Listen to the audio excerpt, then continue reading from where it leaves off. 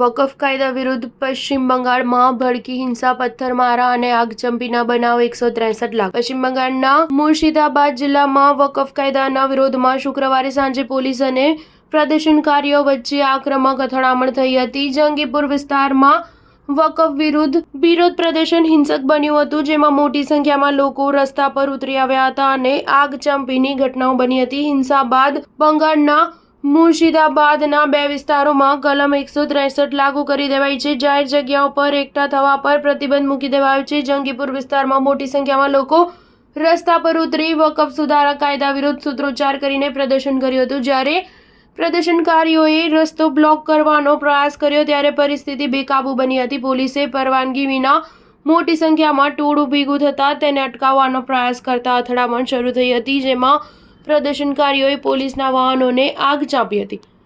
ઘણા વાહનોમાં તોડફોડ કરવામાં આવી હતી અને પોલીસ પર પથ્થરમારો પણ કરવામાં આવ્યો હતો. પરિસ્થિતિને કાબૂમાં લેવા માટે પોલીસે ટીયર ગેસના સેલ છોડવા પડ્યા અને લાઠીચાર્જ કરવો પડ્યો હતો. આ હિંસક અથડામણમાં અનેક લોકો ઘાયલ થયા હોવાની આશંકા છે, જેમાં અમુક પોલીસકર્મી પણ સામેલ છે.